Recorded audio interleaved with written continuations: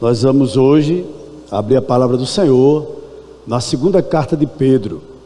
Convido você a abrir na segunda carta do apóstolo Pedro, fica lá no finalzinho do Novo Testamento. Nós estaremos lendo a partir do verso 1 até o verso de número 11. Segunda Pedro, capítulo 1, do verso 1 até o verso 11. À medida que você encontrar, por gentileza, se ponha de pé, para nós podermos orar e ler o texto.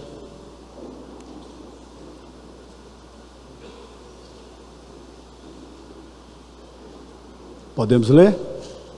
Amém?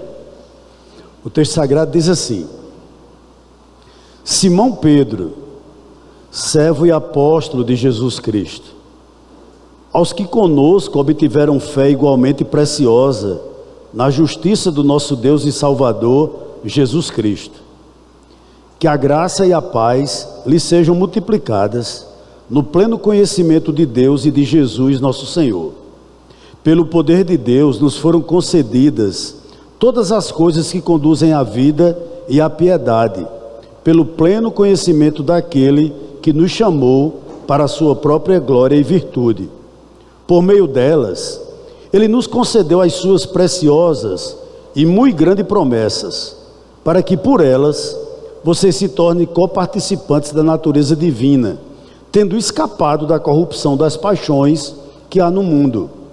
Por causa disso, concentrando todos os seus esforços, acrescentem à fé que vocês têm a virtude o conhecimento, ao conhecimento o domínio próprio, ao domínio próprio a perseverança a piedade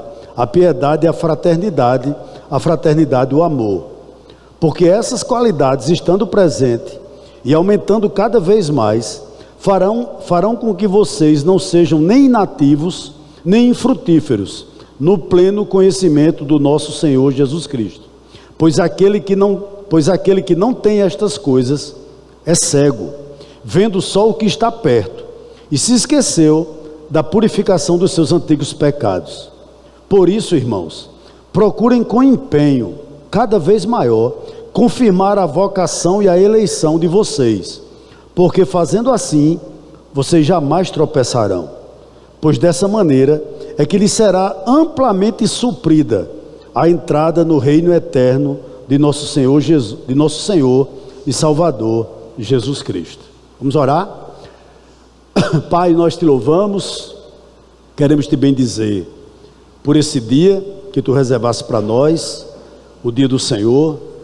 Obrigado pela oportunidade que teremos de cercar a tua mesa, de participarmos mais uma vez desse memorial da Santa Ceia. Muito obrigado, Senhor, por esse privilégio.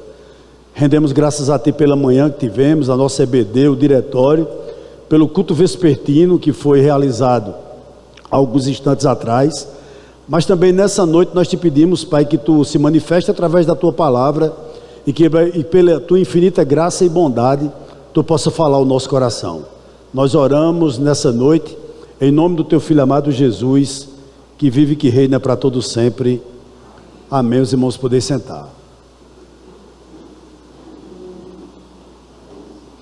Eu coloquei um tema nessa ministração de hoje, irmãos, e o tema é exatamente o seguinte: confirme sua vocação. Em outras palavras, confirme o seu chamado. É isso que nós vamos tratar na noite de hoje. Interessante que no verso 1 do texto que nós acabamos de ler, Pedro se identifica como servo e ao mesmo tempo como apóstolo de Cristo. E ele é o autor dessa carta. E logo ele se identifica como servo e apóstolo de Jesus. Ou seja, ele apresenta duas credenciais que ele possuía: a credencial de servo e a credencial de apóstolo. E por que isso é importante? Porque como servo, ele demonstra sua humildade, mas como apóstolo, ele demonstra a sua autoridade. Isso é muito claro aqui na epístola. Como servo, ele está a serviço do seu Senhor, mas como apóstolo, ele representa o seu Senhor. Quando um apóstolo chegava, ele representava o próprio Cristo naquele lugar. E para sua informação, nós não temos mais apóstolos hoje. Qualquer pessoa hoje que se apresenta como apóstolo é uma heresia. Nós não temos mais apóstolos hoje. O apostolado, ele encerrou com Paulo e ponto final. Mas Pedro aqui, ele se identifica como alguém assim, e é verdade. E a quem ele escreveu essa carta? Ele escreveu essa carta aos irmãos dispersos, mas ao mesmo tempo que eram dispersos, eles eram eleitos, e eles se tornaram forasteiros na dispersão. É o mesmo público que ele escreveu a primeira carta dele, a primeira carta de Pedro. Eram os irmãos que estavam ali no Ponto, na Galácia, na Capadócia, na Ásia e na Bitínia. Foi para esse público, inicialmente, que Pedro havia escrito essas duas epístolas, tanto a primeira quanto a segunda carta. Contudo, há uma coisa importante para nós pensarmos aqui. A ênfase dele não é no lugar que esses crentes habitavam, de maneira alguma, mas nos bens espirituais que os leitores em comum com o apóstolo Pedro possuíam. E outro detalhe importante aqui: por que ele escreveu essa carta? Qual o propósito dele ter escrito a segunda epístola, essa segunda epístola? Pelo menos dois. Deixa eu lhe dizer uma coisa aqui. A primeira epístola de Pedro, ela trata do perigo fora da igreja. Ela fala basicamente sobre as perseguições. Mas a segunda carta do apóstolo Pedro, ele vai tratar de um perigo dentro da igreja. E que perigo é esse? A falsa doutrina. Interessante, irmãos, que muitas vezes o diabo entra pela porta dos fundos da igreja, com escândalos morais. Mas quando ele quer entrar pela porta da frente, ele entra com Bíblia na mão e com um falso ensino nos lábios. E é contra isso que Pedro, é por conta disso, dessas falsas doutrinas, que Pedro escreve essa segunda carta, que nós vamos analisar os primeiros 11 versos na noite de hoje. Então, em outras palavras, eu diria o seguinte, que a primeira epístola, ela foi escrita para animar, mas já a segunda epístola, ela foi escrita para advertir. Isso para mim fica muito claro. E você poderia me perguntar, o tema geral dessa epístola, qual é? Eu vou lhe dizer: o conhecimento completo de Cristo. Ele é uma fortaleza contra a falsa doutrina, mas também é uma fortaleza contra a conduta imoral. Isso é uma realidade. Eu dividi essa mensagem em 3 pontos. O primeiro ponto, nós vamos do verso 1 até o verso de número 4, e nós vamos falar sobre conhecimento. Me permita reler o verso 1, 2 e 3. Olha o que o apóstolo Pedro escreveu. Primeiro ele se identifica: Simão Pedro, servo e apóstolo de Jesus Cristo, aos que conosco obtiveram fé igualmente preciosa na justiça do nosso Deus e Salvador Jesus Cristo. Que a graça e a paz lhes sejam multiplicadas no pleno conhecimento de Deus e de Jesus nosso Senhor. Versículo 3: pelo poder de Deus nos foram concedidas todas as coisas que conduzem à vida e à piedade, pelo pleno conhecimento daquele que nos chamou para a sua própria glória e virtude. Vamos parar um pouquinho aqui. Pedro nos dá inicialmente 2 informações muito importantes, com base no verso 2 e no verso 3. Ele está dizendo o seguinte: que Deus concede ao seu povo, e não a uma classe especial de pessoas, conhecimento suficiente para saber quem é Deus. Então tem uma primeira verdade para nós aqui: se você se diz cristão, você já tem conhecimento suficiente para saber quem Deus é, porque Ele lhe deu. É isso que Pedro está dizendo. Ou seja, conhecimento de Deus não pertence a uma classe especial de pessoas. Nesse caso aqui, no contexto, há um grupo chamado dos gnósticos, que eles diziam que apenas eles tinham intimidade com Deus. E Pedro coloca o machado na raiz dessa heresia e diz o seguinte: não. Todo crente em Jesus Cristo, ele tem pleno conhecimento da vontade de Deus para a vida dele. Então eu aprendo uma coisa aqui com os irmãos: a desculpa que jamais se sustentará diante do juízo de Deus é que nenhum de nós temos recebido conhecimento suficiente e claro de Deus. Sabe o que Pedro está dizendo aqui? Que no dia do juízo, nenhum de nós que estamos aqui, e você que está me acompanhando de forma remota, pode chegar diante de Deus e dizer: eu não sabia da tua existência. Todos nós sabemos. Pedro está dizendo: todos nós temos pleno conhecimento disso. Em outras palavras, todos nós somos indesculpáveis diante do nosso Deus. Então perceba uma coisa aqui: é um fato trágico que ainda hoje nós encontramos pessoas que com elevados títulos acadêmicos, que num certo sentido foram educadas além da sua inteligência, mas mesmo assim ainda vivem como se Deus não existisse. Eu gostaria que você entendesse de uma coisa: Deus poderia ter nos criado e ao mesmo tempo se afastado de nós, claro que sim, deixando todos nós sem conhecimento algum sobre Ele. Em outras palavras, Deus não devia essa autorrevelação às suas criaturas, não. Mas não foi assim que aconteceu. Deus se revela para todos nós através da sua criação, o que nós chamamos de revelação natural. Mas para nós que estamos aqui, de uma maneira mais eficiente, Deus se revela através da sua palavra. Então perceba uma coisa: o fato de você possuir uma Bíblia e ter plena liberdade de lê-la, ou de ouvir sermões, seja na internet, seja aqui na igreja, seja na Consciência Cristã, onde quer que você vá, e você ouvir bons sermões bíblicos, torna você, evidentemente, um conhecedor acerca da vontade de Deus. Logo, o que é que eu concluo aqui? Nosso Deus não é um Deus calado. E você talvez esteja dizendo o seguinte: mas nunca eu ouvi Deus. Eu gostaria de lhe dar uma dica: pegue sua Bíblia, abra e leia em som alto. Deus vai estar falando com você, porque o nosso Deus, Ele não é um Deus calado. Há outro detalhe aqui que eu gostaria de lhe exemplificar. Deixe-me lhe fazer uma pergunta. Imagine se na sua casa ainda existe uma caixa de correios, e todos os dias aparecesse uma carta destinada para você, e tendo como remetente Deus. O que você faria com essa carta? Eu vou repetir: imagine que na sua casa ainda existe uma caixa de correio, aquela caixazinha de correio antiga, e todos os dias você receba naquela caixa de correio da sua casa uma carta. O destinatário você, mas o remetente dessa carta é Deus.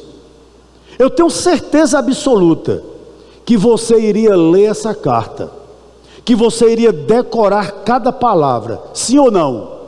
Com certeza sim. Você não iria queimar aquelas cartas, você não iria descartar aquelas cartas no lixo, nem tampouco você permitiria que ela fosse coberta pelo pó. Não é verdade? Com certeza é verdade. Eu gostaria de lembrar uma coisa aqui nessa noite.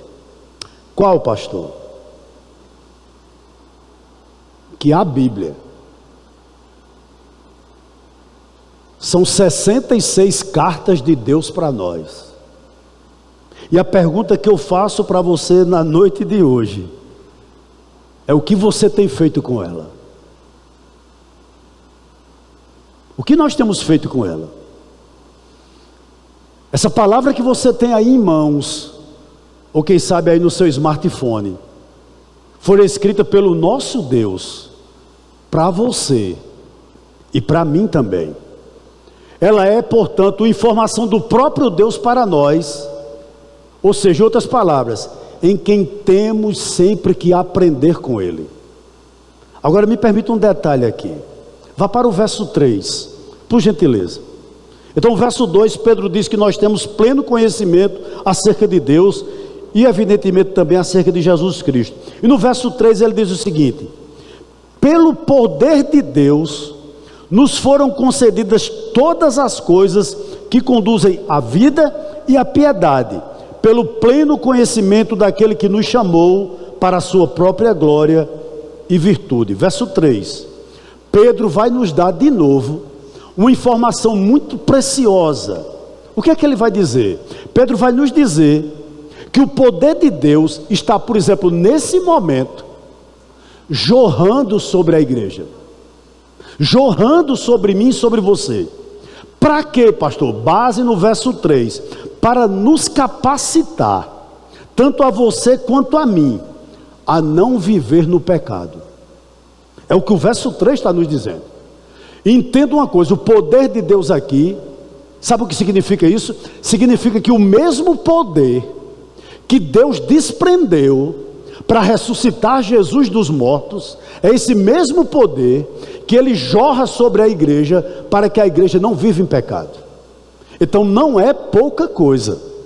É isso que o Pedro está dizendo, vou reler. Pelo poder de Deus, nos foram concedidas todas as coisas que conduzem à vida e à piedade, pelo pleno conhecimento daquele que nos chamou para a sua própria glória e virtude. Ou seja, nós temos pleno, irmãos, poder dado por Deus para vivermos uma vida de piedade, ou seja, termos relacionamento com Deus. Esse verso 3 ele é importante demais. Eu gostaria de explicar melhor nessa noite o que esse poder faz com a nossa vida.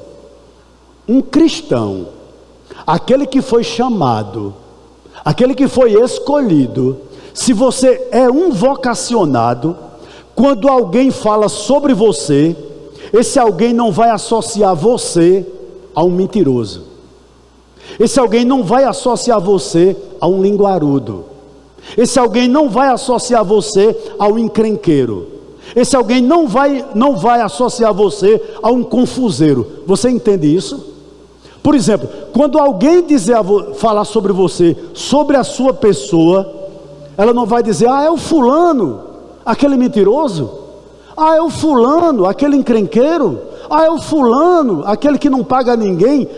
Pelo contrário, ninguém vai lhe associar dessa maneira.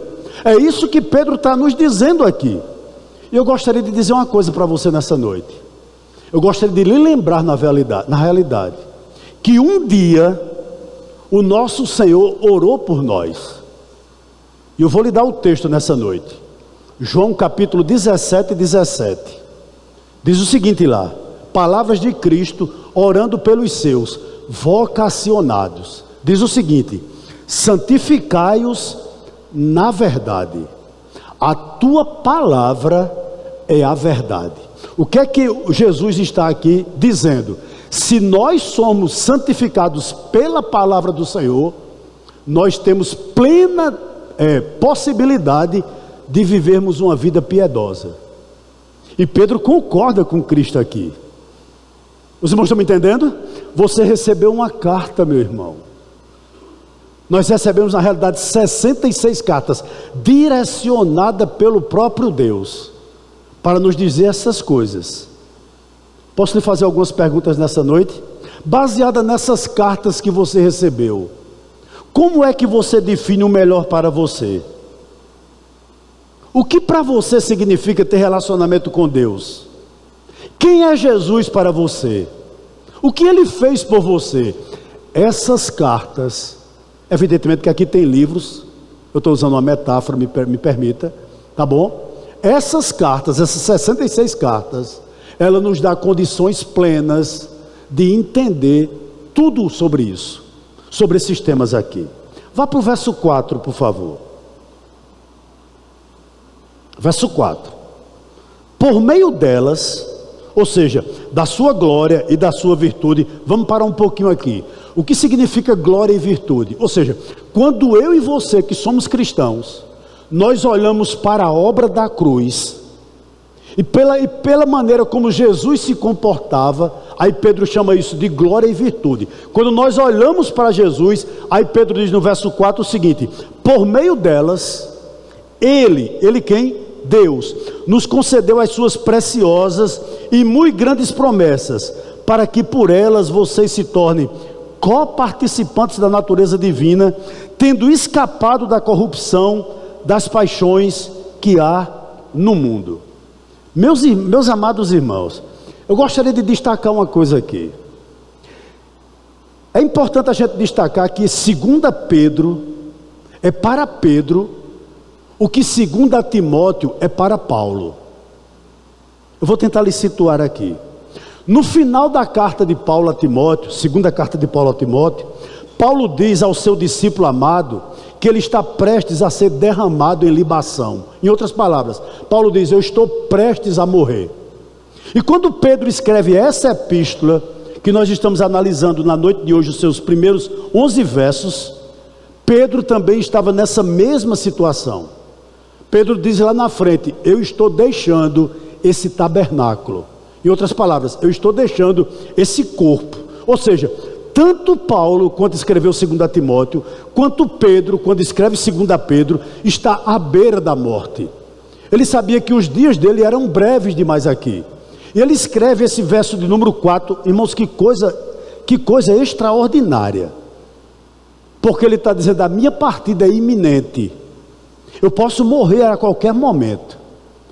E olhe para o verso 4 que ele diz. Ele diz o seguinte: que ele nos concedeu as suas preciosas e muito grandes promessas, para que por elas você se torne o quê? Coparticipantes da natureza divina. São em momentos como esse, por exemplo, quando a morte está batendo a porta de alguém, que nós nos lembramos como nunca das preciosas promessas de Deus. Sim ou não? Quem sabe aqui Pedro não estava, como também Paulo, lembrando do Salmo 23, verso 4, quando diz o seguinte: ainda que eu ande pelo vale da sombra da morte, eu não temerei mal nenhum, porque tu estás comigo. E me parece que nesse momento de angústia, no momento de dor, muitas vezes aqui nós não temos mais recorrer às promessas de Deus, elas se tornam mais preciosas do que elas já são. Mas há um outro detalhe aqui.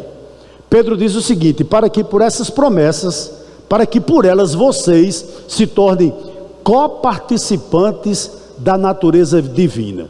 Deixa eu lhe dar uma informação aqui nessa noite. Deus não pode transferir deidade para a criatura.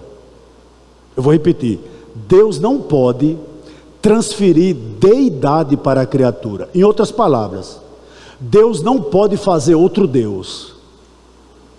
Nenhum de nós seremos deuses ou pequenos deuses. Quando Pedro escreve aqui, olha, no verso 4, para que por elas você se torne coparticipantes da natureza divina, ele não está dizendo que nós seremos pequenos deuses, em hipótese alguma.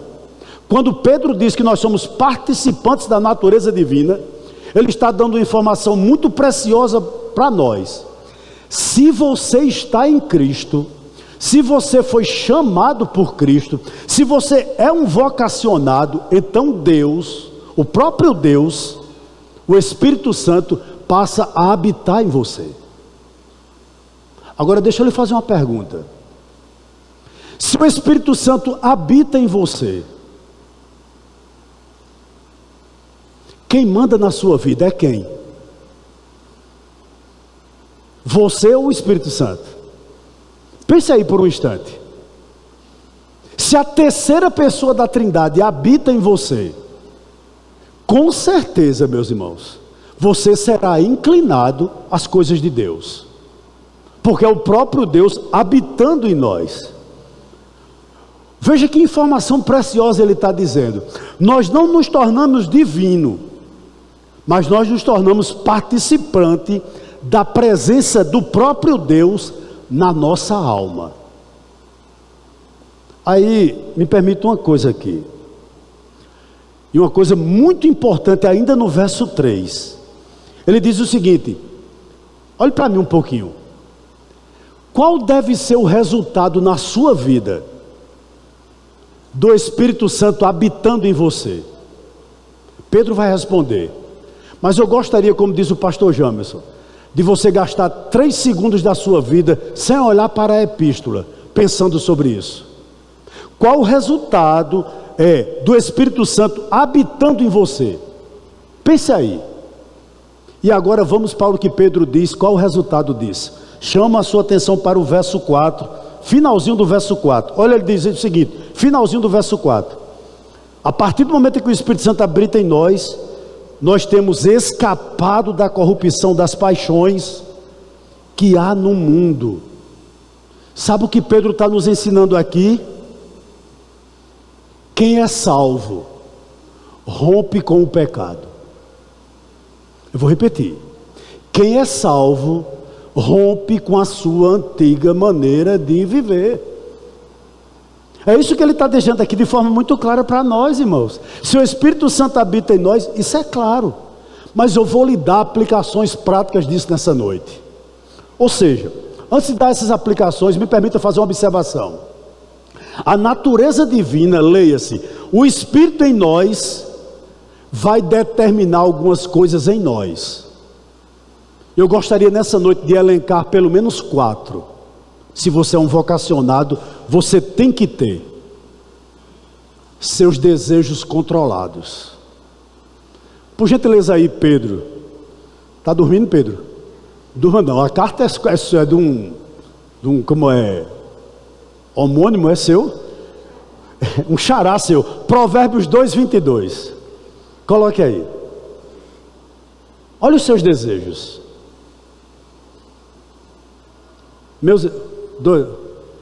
Não é esse não. Então acho que eu errei. Mas eu vou citar aqui o provérbio. Não é essa referência não, eu estou errado, Pedro. Me permita aqui, talvez eu errei aqui na referência. Há um provérbio que diz o seguinte: o porco quer chafurdar na lama, o cão quer voltar ao vômito. Não é verdade? Ou seja, você pode dar um banho no porco como der. Quando você o solta, ele volta para onde? Para a lama. É muito comum você ver uma cena triste. O cachorro ele vomita e depois come o próprio vômito. É da natureza dele. Mas o que é que a ovelha prefere? A ovelha quer pastos verdejantes. Então, quando o Espírito Santo habita em você, você possui seus desejos controlados. Segundo, comportamento. Uma águia voa, um peixe nada. Uma ovelha gosta do aprisco. Uma ovelha atende à voz do seu pastor. Então nós temos os nossos desejos controlados. Quando nós somos habitados pelo Espírito Santo, nós temos o nosso comportamento mudado. Mas há uma terceira razão aqui: o nosso ambiente. Onde você vai? Né? A partir do momento em que nós temos o Espírito Santo, há lugares que não nos cabem mais. Há grupos de WhatsApp que nós não temos que participar mais. Essa é uma grande realidade, meu. Se o Espírito Santo habita em nós, Pedro está dizendo que a corrupção do mundo é rompida. Mas também associação. Então veja que interessante. A partir do momento em que o Espírito Santo habita em vós, seu desejo é mudado, seu comportamento é mudado, seu ambiente é mudado, mas também a sua associação é mudada. Posso lhe dar um detalhe aqui nessa noite? Leões andam em bandos e ovelhas andam em rebanho. Uma ovelha solitária, irmãos, é um alvo perfeito para o inimigo. E eu vou um pouquinho adiante. Se você quer conhecer alguém, veja quem são seus amigos. Porque os nossos amigos dizem muito acerca do nosso juízo, do que nós somos. Então o Espírito Santo habitando em nós, ele realiza exatamente essas coisas em nós. Ou determina essas 4 coisas em nós. Por quê? Porque o Espírito Santo interfere. Permita-me um adendo aqui nessa noite. Paulo diz o seguinte em Efésios, aos crentes em Efésios: não vos embriagueis com vinho, onde há o quê? Dissolução, em outras palavras, corrupção moral, mas enchei-vos do Espírito Santo. Por quê? Porque aquilo que você é cheio determina quem você é. Quanto mais vinho uma pessoa toma, mais tonto ele fica. Quanto mais vinho, mais Espírito Santo nós tomamos, mais prudente nós nos tornamos. Então, por uma conclusão óbvia, eu não posso entender como uma pessoa que é crente é de difícil convívio. Não consigo entender. Se você não consegue conviver bem com seu cônjuge, se você não convive bem com seus filhos, se você não convive bem com as pessoas da igreja, se você não convive bem com seus vizinhos, se você não convive bem com a repartição, na repartição onde você trabalha, se você não convive bem no ministério que Deus lhe colocou, reveja a sua salvação. Talvez o Espírito Santo não esteja em você. Esse é um ponto para a gente pensar. Vamos um pouquinho adiante, verso 5 ao 7, isso mesmo. Vamos para o verso 5. O 5 ele diz o seguinte: por causa disso, concentrando, ou seja, por causa disso o quê? Olhe para mim de novo. Por vocês serem salvos, por vocês serem vocacionados, por vocês serem chamados, por causa disso. Aí Pedro continua, vamos adiante, verso 5. Concentrando todos os seus esforços, acrescentem à fé que você tem a virtude o conhecimento, ao conhecimento o domínio próprio, ao domínio próprio a perseverança a piedade a fraternidade o amor. Vamos parar um pouquinho aqui. Há duas coisas essenciais na vida, vou lhe dizer quais: nascer e crescer. Sim ou não? Onde há vida, há crescimento. Onde há vida, há crescimento. Não é verdade? Com certeza é verdade. Uma coisa interessante aqui: a falta de crescimento espiritual é um sinal de morte espiritual. Ô meu irmão, logo que eu me converti, o meu pastor chegou para mim e disse o seguinte: ser crente, tira essa sua roupa, coloca uma gravata, paletó. Aí uma coisa que até foi boa para mim: fique com a cara bem feia, crente não ri. Sua esposa, não se depile, coloque vestido, cabelo grande e cara feia, tão salvo. Seria muito bom se fosse assim. Porque isso todo mundo faz, meu querido. É muito fácil mudar a indumentária, é muito fácil mudar o gosto musical, é muito fácil dar a paz do Senhor, aleluia, glória a Deus, levantar a mão, é fácil demais. O problema é isso que Pedro vai nos dizer aqui. Sabe qual é o problema aqui enfrentado já nos dias de Pedro, mas também em nossas gerações, inclusive na nossa? No tempo de Pedro, os falsos mestres se intitulavam os iluminados, pessoas que tinham uma revelação especial dado por Deus a eles, mas por experiência mística. Pare um pouquinho aqui. Muitos cristãos hoje, nós somos conhecidos pelo quê?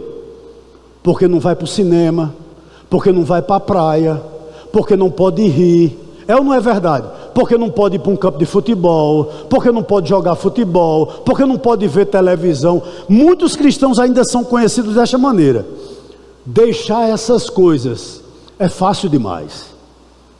Mas Pedro diz o seguinte, eu acho isso aqui fantástico. A partir do verso 5, você precisa ter virtude. E ele vai elencar algumas coisas aqui, algumas virtudes que a vida cristã nos apresenta. E quando você vê isso, em certo grau numa pessoa, você diz: esse cara é crente, esse é um chamado, esse é um vocacionado. Vamos a ela? Primeiro, a elas, fé. Você precisa ter fé. É isso que ele está dizendo aqui.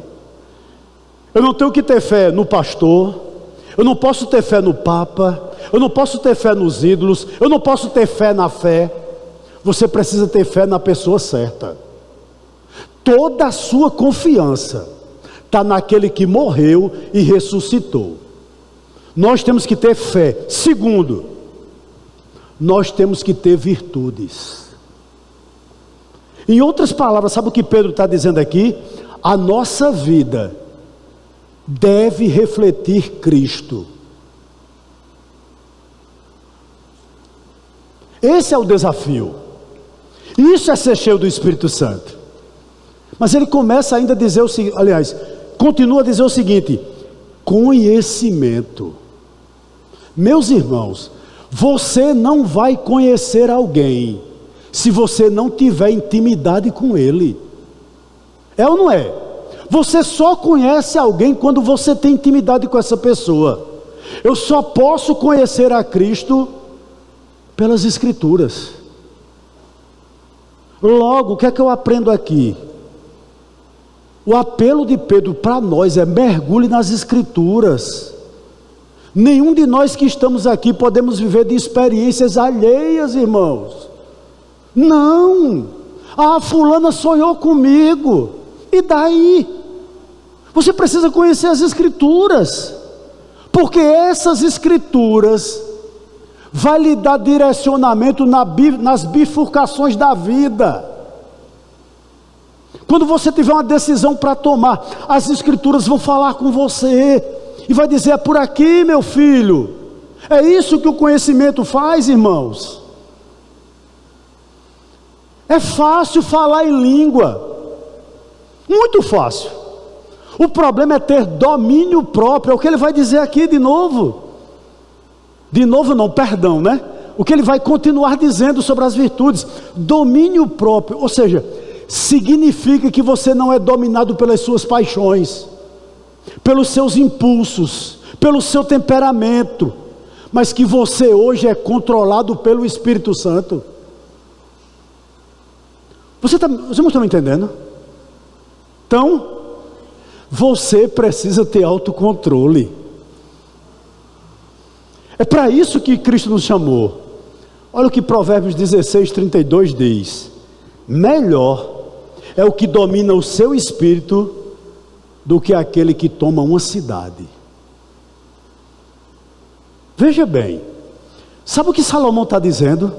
É muito melhor você controlar seu temperamento do que você conquistar todo o Brasil pela força do seu braço e ser uma pessoa descontrolada, alguém que você não pode falar com ela. Outra coisa que ele diz, além do domínio próprio, nós temos que ter perseverança. Atente para o seguinte aqui nessa noite, irmãos: o domínio próprio, ele nos ajuda a lidar com os prazeres do mundo, mas a perseverança, ela nos enfrenta, aliás, ela nos ajuda ou nos capacita a enfrentar as pressões da vida.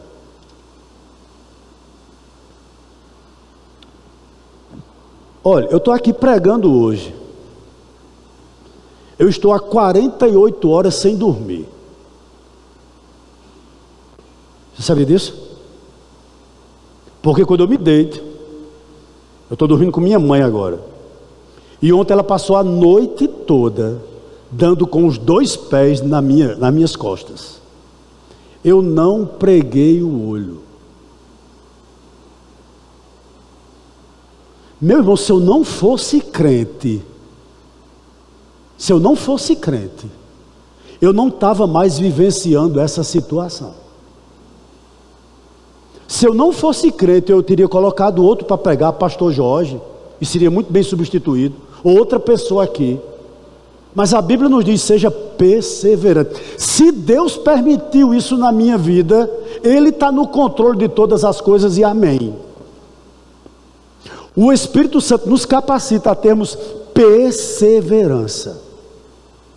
Mas Ele continua dizendo que você tem, ou deve ter, se você é um chamado: piedade.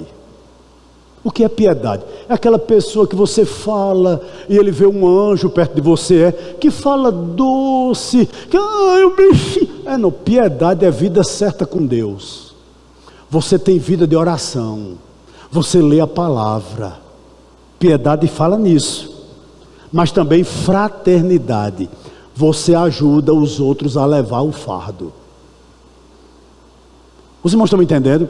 Nós fomos chamados para ajudar os fardos uns dos outros. Eu já disse aqui em outra pregação passada, porque há fardos que nossos irmãos não conseguirão levar sozinho, e você precisa ajudar. Você não pode ser um estranho dentro do rebanho, só olhar para o seu umbigo. Não. Há fardos que você tem que compartilhar com seus irmãos.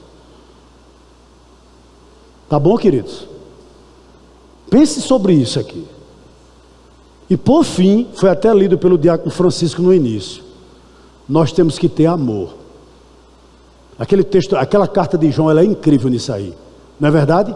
Se você não consegue amar o seu irmão que você vê, como é que você diz que ama Deus que você não vê?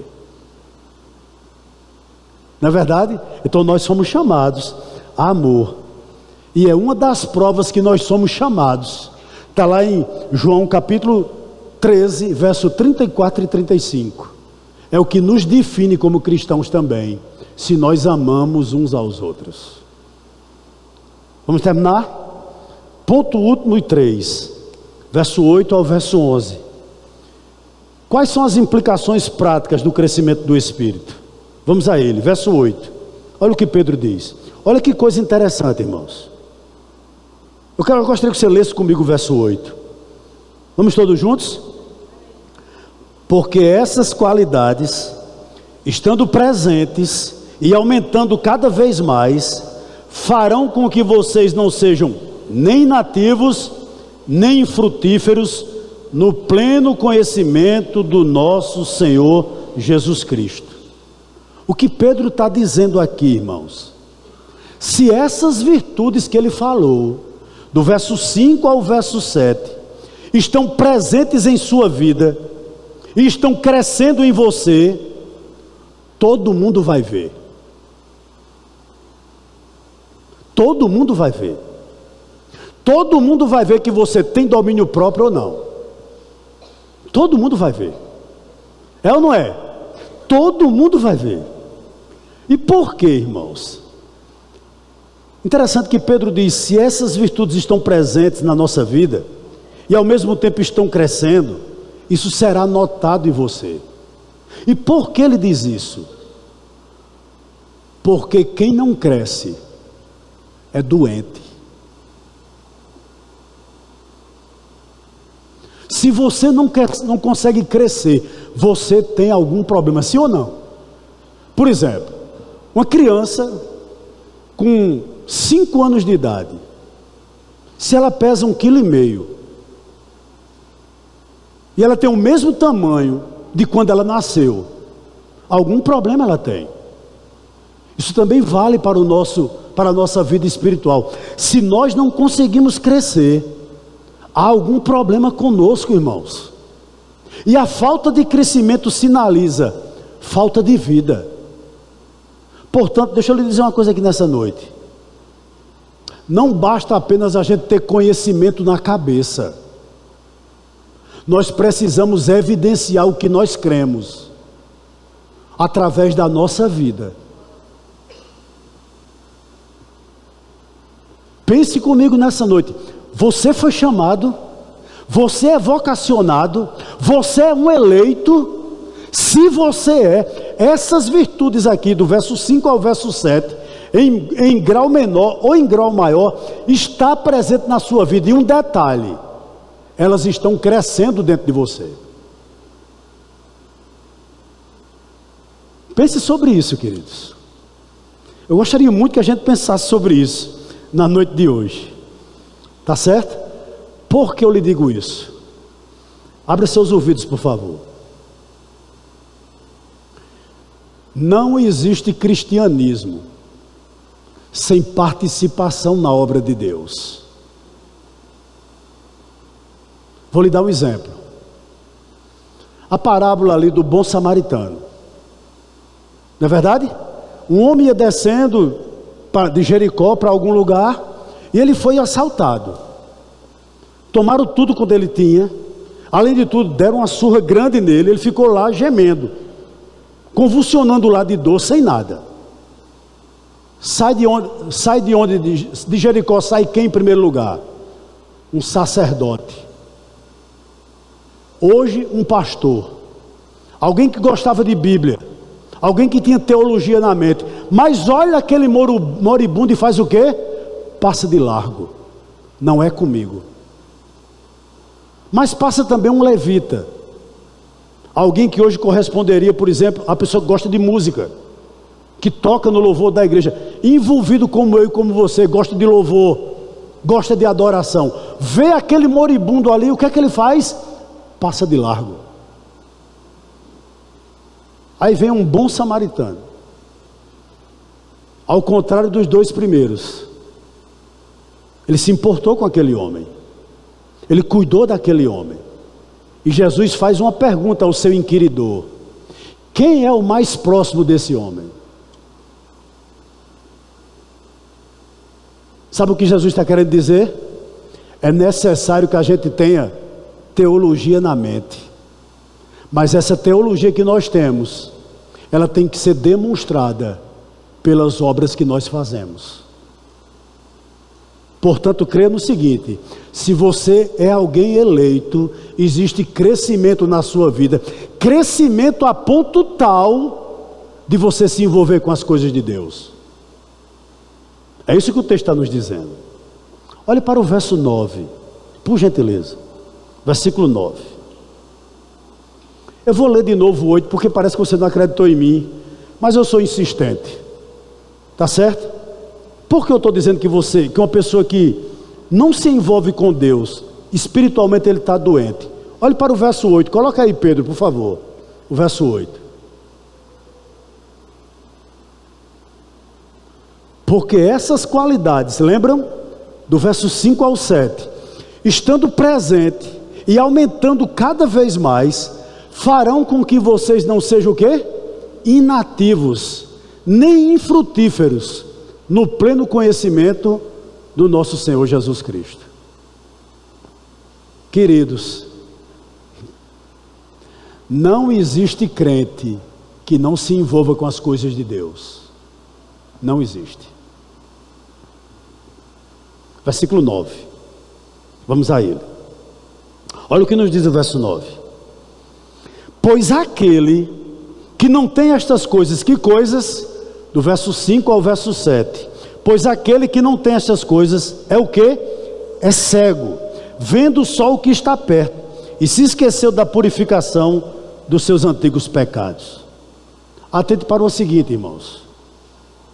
Há uma tendência em nós de esquecermos que Deus nos perdoou. Há uma tendência em nós de esquecer que os nossos pecados, todos eles, foram purificados por Cristo. Sim ou não? Há uma tendência em nós de esquecermos isso.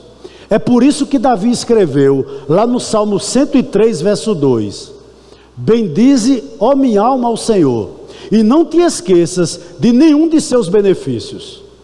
Eu gostaria de lhe lembrar, se não fosse a graça de Deus, onde você estaria hoje? Pense sobre isso. Pense sobre isso. Surge uma dúvida aqui no verso 9, quando Pedro diz o seguinte: como é que alguém é cego e pode ver o que está perto?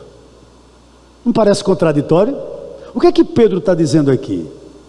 O que Pedro está nos ensinando aqui é o seguinte: por essa pessoa não ter as virtudes do verso 5 ao verso 7, esse crente já não consegue mais enxergar as coisas espirituais. Os irmãos estão me compreendendo? Ele se torna míope. Interessante, irmãos. Você lembra quando você chegou na igreja? A gente chega mais animado, tudo é novidade, a gente quer se envolver, a gente, se possível, morava aqui, não é verdade? Aos poucos nós vamos nos tornando míopes. Por quê? Porque nós esquecemos dos perdões dos nossos pecados, o que Cristo fez por nós, e nós já não enxergamos mais beleza alguma no Evangelho, o que Cristo fez por nós. Por isso que Pedro nos diz isso. Interessante. Contudo, essas pessoas conseguem enxergar as coisas terrenas.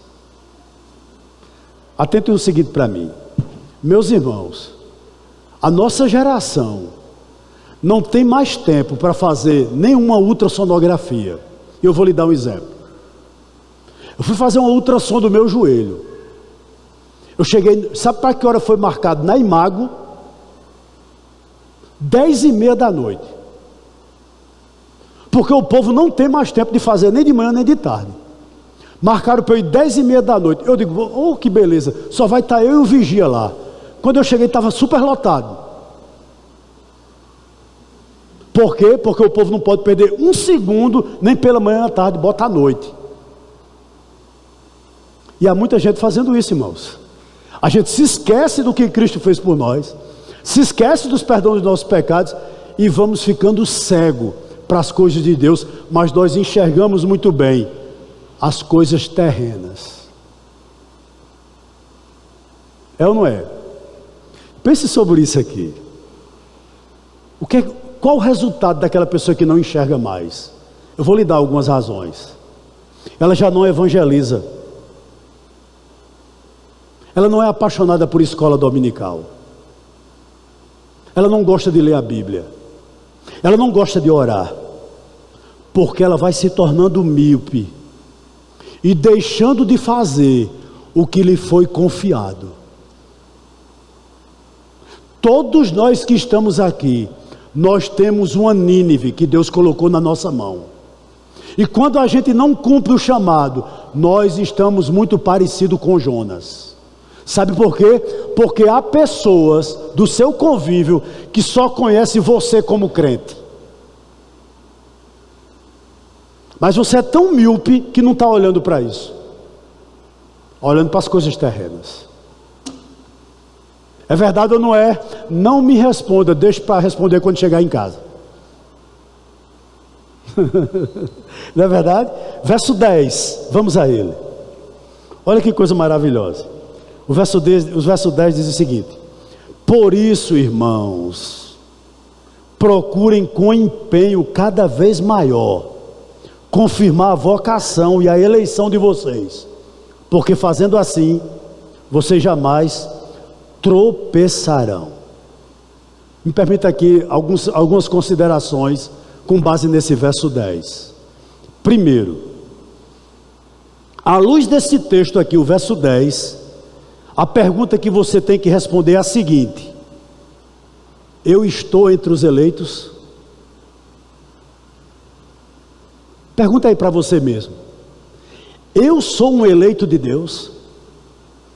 Deus me vocacionou? Deus me chamou? É isso que Pedro está nos levando a perguntar.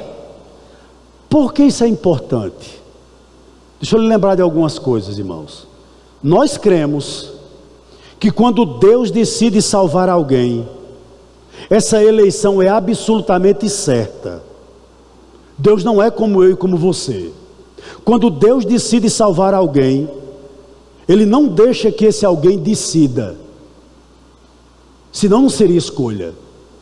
Senão não seria eleição. É Ele que decide. E atente para o seguinte, vou repetir. Quando Deus decide salvar alguém, Ele não deixa que esse alguém decida. É Deus quem decide. A minha pergunta para você nessa noite é a seguinte: você se considera um eleito? À luz desse texto, eu sei, irmãos, que confirmar a nossa vocação e eleição não significa tornar certo o que Deus decretou. Isso já é uma coisa certa. Nossa diligência jamais consegue mudar um decreto de Deus. Mas o que eu gostaria que você pensasse nessa noite é o seguinte: nunca, absolutamente nunca, nós podemos saber com certeza quem são os eleitos. Por quê? Porque você pode ter agora um parente lá na sua casa que não quer nada com Cristo, e na hora da morte ele se converter. Um exemplo disso, o ladrão na cruz, um deles. Não é verdade? Por que ele se converteu? Porque Deus o escolheu. Isso é um fato, é verdade. Não é verdade? Com certeza absoluta. Porém, você pode saber se você é eleito. Em outras palavras, se você é um salvo. Por que eu estou dizendo isso? Deixe-me lhe dar aqui algumas dicas. A sua fé é progressiva? Lembra do que está lá no verso 5 ao verso 7 de 1 Pedro, que nós acabamos de ler? Essas virtudes que eu elenquei aqui, ou melhor, Pedro elenca, está presente em você?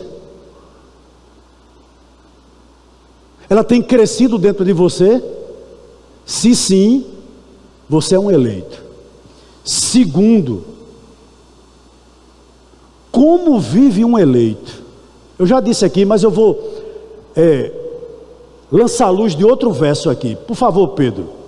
2 Timóteo, capítulo 1, verso 9. Pedro, por favor.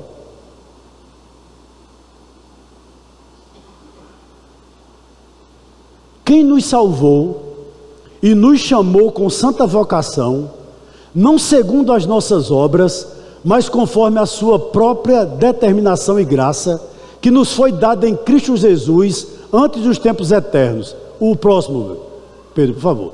E manifestado agora pelo aparecimento de nosso Senhor Jesus Cristo, Ele não só destruiu a morte, como trouxe à luz a vida e a imortalidade mediante o Evangelho. O 11. Para que o Evangelho eu fui designado pregador, apóstolo e mestre. Verso 12.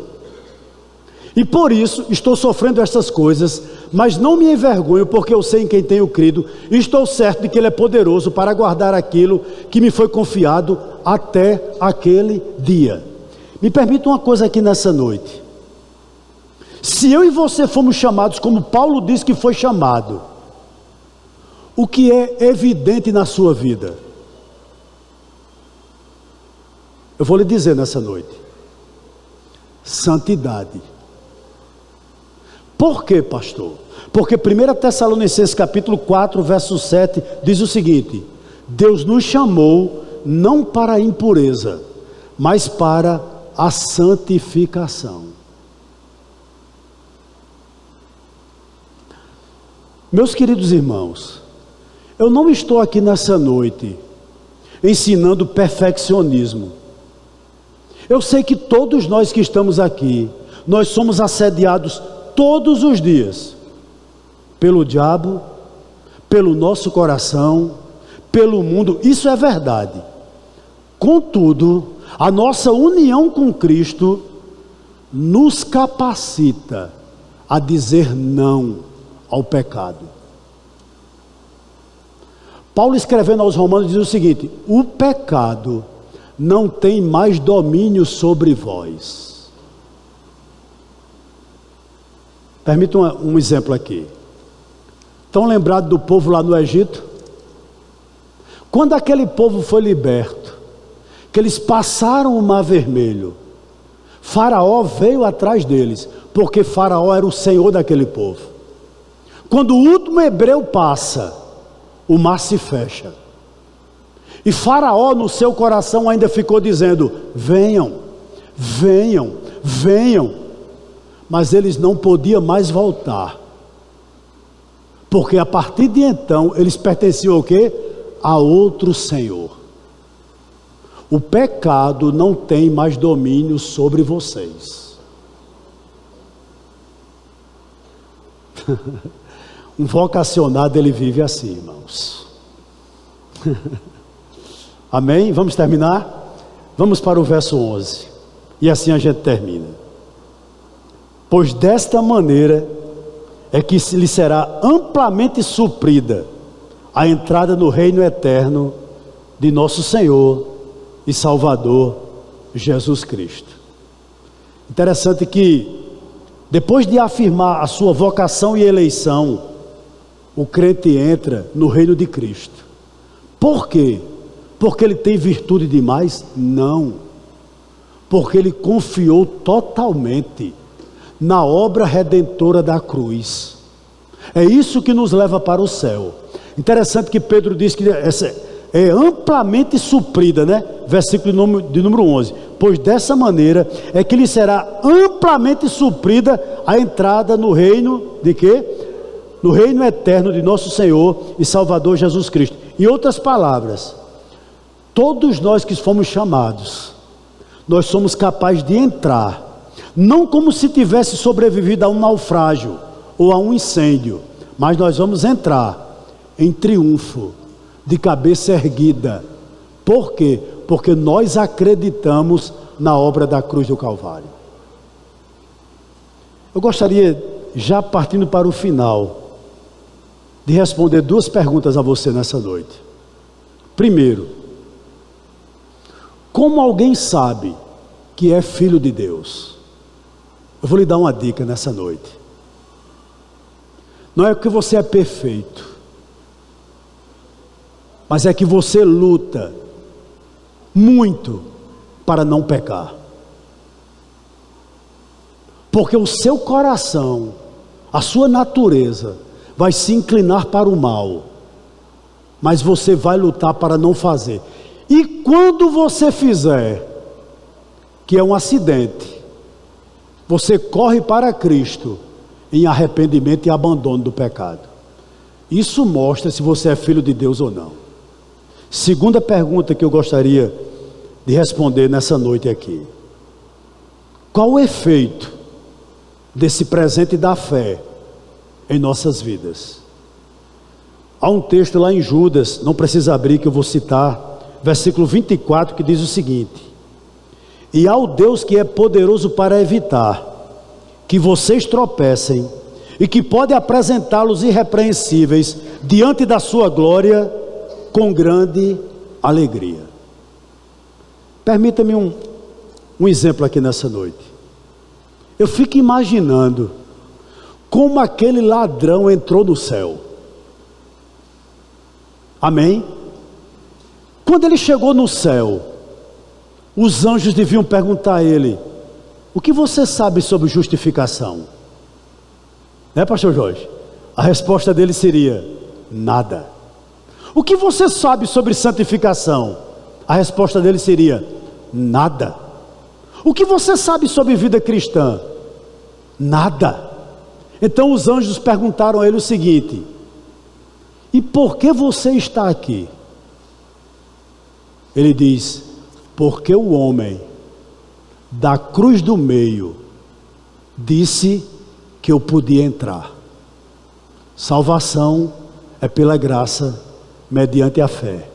Isso não vem de vós, é dom de Deus. Mas a partir do momento em que essa salvação me alcança, meu irmão, as virtudes do verso 5 ao verso 7 são notórias na sua vida e na minha vida, e elas crescem para a glória de Deus.